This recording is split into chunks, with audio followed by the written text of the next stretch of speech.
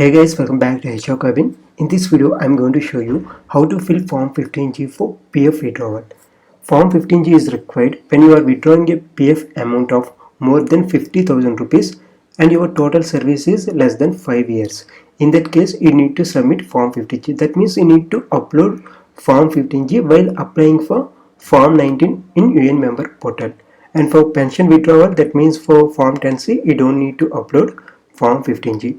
You have to consider only PF amount. For example, in your passbook, you can clearly see that. See here, total employee balance and total employer balance. Here it is 67,000 rupees.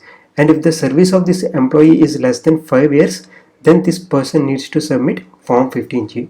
And you don't need to consider the pension amount here. You need to consider only PF contribution of employee and employer. Let's see how to fill Form 15G. I will provide the download link of Form 15G in below video description. From there you can download the PDF format of Form 15G.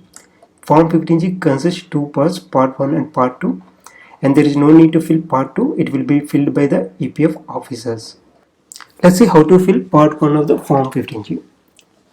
In field number 1, you need to write your name, complete name as it is present in your PF account. In field number 2, write your PAN number. In field number 3, you need to write the status as individual.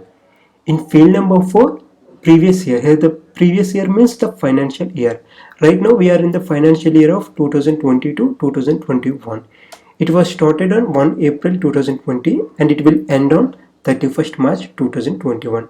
See, if you are filling this form in between 1 April 2020 to 31st March 2021, then the previous year will be 2020 to 2021. If you are watching this video or filling this form after 31 March 2021, then the previous year will become 2021 to 2022. And remember one thing, the year followed by the previous year, that means a financial year, is known as assessment year. Here the previous year is 2020 to 2021. That means it is present financial year. After that, the assessment year will be 2021 to 2022. Like that, the financial year and assessment year will change depending upon when you are filling this form. And in field number 5, mention the residential status as Indian. And from field number 6 to 13, you need to mention your address like your PIN code and your state, city and email ID. In field number 14, write your mobile number. In field number 15, if you are already paying income tax, then tick yes, otherwise tick no. If you tick yes, then you need to mention the assessment year for which you have filed the income tax returns. In field number 16, you need to mention the estimated income for which this declaration is made. Here you need to mention the PF contribution. For that, open your PF passbook and here you can see the amount, total balance. Mention this amount, only employee and employer PF contribution. In field number 17, estimated total income of the previous year, in which income mentioned in column 16 to be included. Here mention your estimated annual income for that financial year. At present we are in a financial year of 2020-2021, so just mention your annual estimated income in this column. There is no need to mention the exact amount, you need to mention the estimated income. In field number 18, if you have submitted any previous Form 15Gs, then you need to mention those details, the number of Form 15Gs you have submitted and the amount for which you have submitted Form 15G. Those details you need to write in field number 18. There is no need to write anything on field number 19, you just leave this field blank. And the next is signature of the declarant.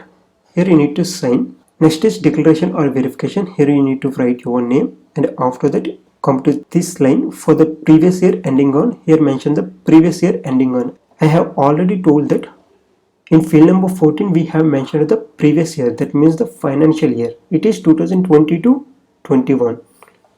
So when will it end? It will end on 31st March 2021. So here we need to write 31 March 2021.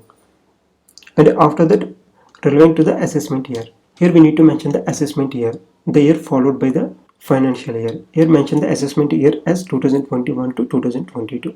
The same details we need to mention here.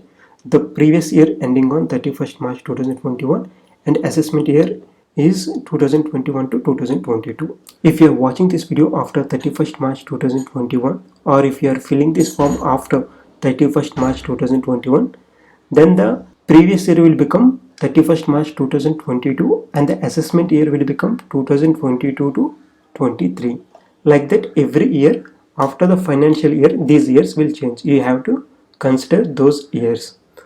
Finally, here mention the place in which you are living and write the date on which you are submitting this form, and finally sign here at signature of the declarant. And I have already told that there is no need to fill part 2 of form 15G. So like this you need to fill the form 15G for PF withdrawal, and if you still have any questions then ask your questions in below comment section, and if you like this video then please share and subscribe to H4Cabin.